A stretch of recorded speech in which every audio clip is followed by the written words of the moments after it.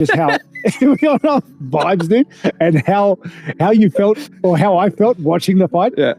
Petr just looked in control. Yeah, man. And it looks like he was picking his shots, and his shots were hurting Merab. Mm-hmm. The way that you fight a guy like Merab is that way. You don't beat Merab, I don't feel, any other way. Unless you're that sharp of a sharpshooter to where you sting him, you don't beat Merab any other way except standing your ground and fighting Merab. And that's what Petr YAN did. Yeah. First round, it was going as I thought it would go, with Merab doing Merab things. I thought he was having quite a bit of success, actually, Merab. But then, with about a minute remaining of round number one, he gets clipped, and he gets clipped with a beautiful right hand from Petr YAN. And it was just enough to make Merab think. I think him backing Merab up made it much harder for Merab to shoot. He shot half as much as he did in the first fight. I think the body shots made a huge difference. He attacked the body often with kicks and punches. Yeah, it really was one of those fights where it makes you proud to be involved in the MMA world, to be an MMA fan, because it was brilliant stuff from start to finish. High pace, very technical, two guys giving it their absolute all. If Merab can't get the takedown, then his game cannot flourish. He can still beat you, right? Like he beat Corey Sandhagen on the feet, but his game is evolved around that takedown. If he's able to get takedown or wear you down and break you mentally and physically and your spirit and your conditioning, he will maul you. But that's something he couldn't do to Petr YAN. The Petr YAN we saw in the octagon against Merab tonight was, in my opinion, the one we saw before he lost the title to Sterling with that bunny knee. The one that has an answer for every position. The one that has the highest caliber of skill in wrestling, jiu-jitsu, especially kickboxing, and most importantly, putting it all together.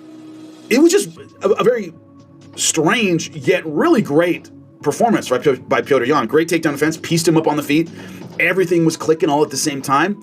And Merab could never get his takedown going consistently, could never get his top game going consistently, got taken down himself in this fight.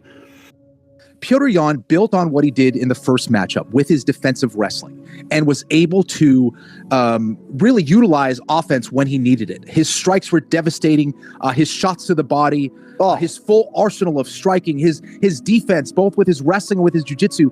It was an absolute masterclass.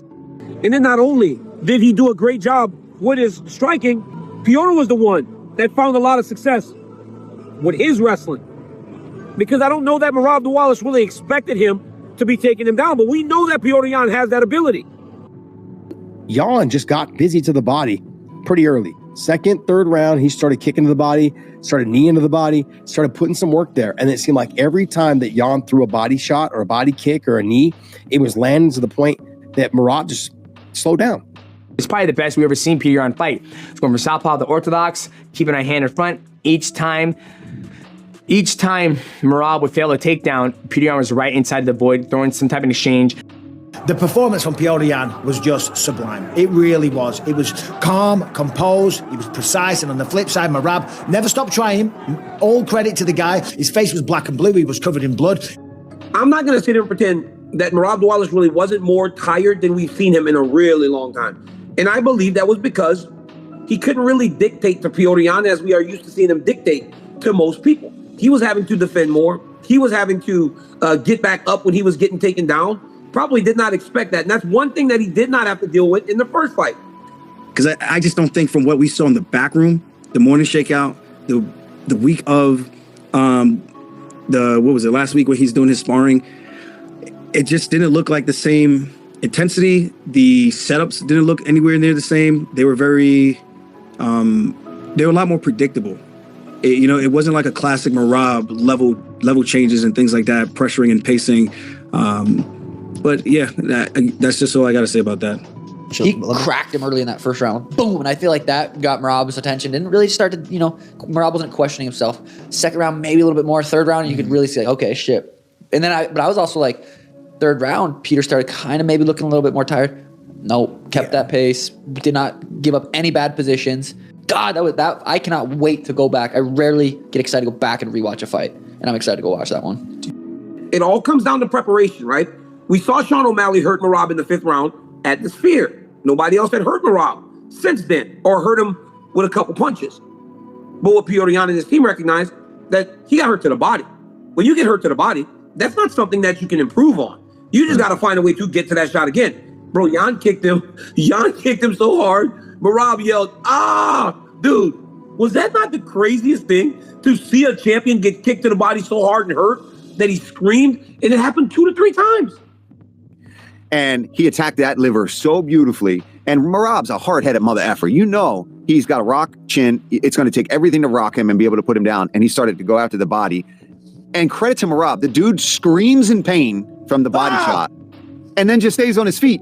And anybody that's ever gotten really hurt to the liver knows that your instinct, every ounce of your soul just wants to go on the floor. When they separated on the fence, I thought he did a really good job of switching positions and making sure that Merab's back was to the fence the entire time. I think he made 2 or 3 really serious adjustments and then made sure that he had the gas to stick with Merab through 5 rounds. And I think those are the couple adjustments that made the biggest difference in this fight.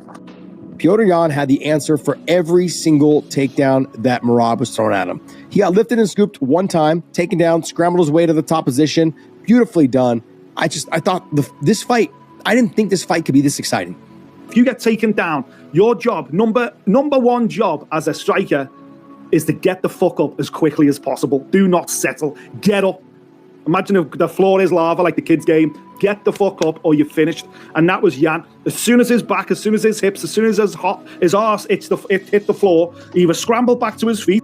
Petr Yan's timely takedowns as well. He took Dvalishvili down 5 or 6 times. Merab was 2 for 29 on his takedowns. He had like 25 seconds of control time. A lot of those shots were not good at all. And I think Merab, as much as I loved it in the moment, the crowd went nuts when he did get that big hoist. He picked him up, he had him up in the air, and he was looking at Dana and waiting to get Dana's reaction. I think he gave away control that he could have had on the ground there, because then when he finally did slam him, Yan was already preparing and he said, okay, you got me. Yeah. You got the takedown, but I'm going to be ready as soon as I hit Matt. My ass is popping right back up, and that's exactly what he did. Who won the first 3 rounds? What was the split? Because let me tell you something. After round 3, Merab's corner tells him, if you listen carefully in the corner, you hear it. If you listen carefully, you're up 3 rounds, they tell him. You're up 3 rounds. Now, let me tell you something. On my scorecard, I had it 3 rounds for Petr Yan. Mind blow. They think they're up 3 rounds. I think they're down 3 rounds. The fact that he ate those body shots and was able to bounce back and recover, like, that was super impressive. I'm like, dude, I've been hit to the body, and good thing these guys have never, like, really picked up on it that, like, yo, I am hurt. And it was just a really good shot where they could follow up, and I'm probably diving on those legs, you know what I mean? But he circled, he kept his composure. He did great in terms of recovering, and was able to keep pushing forward to give us the rest of that classic fight. I didn't see a Merab that was listless. He was still in the fight.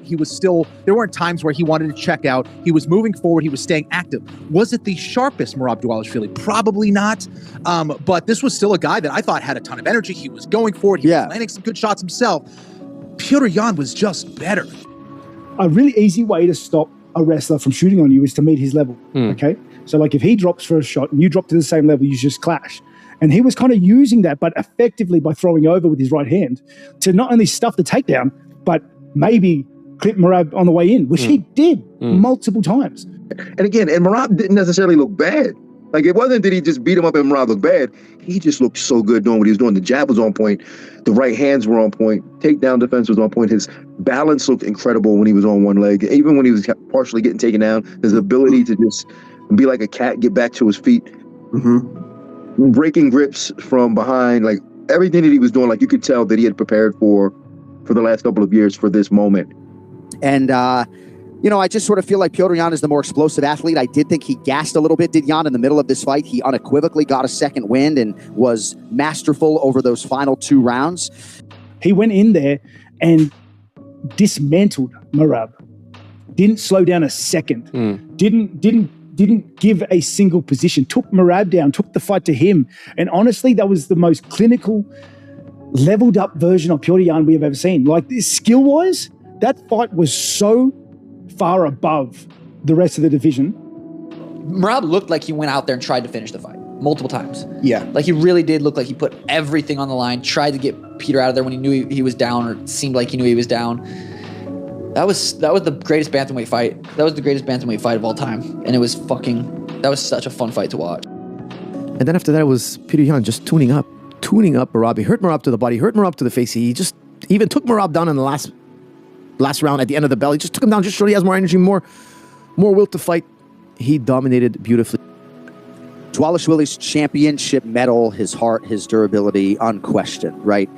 I just feel like almost any other bantamweight in the world would have succumbed at some point over those 25 minutes.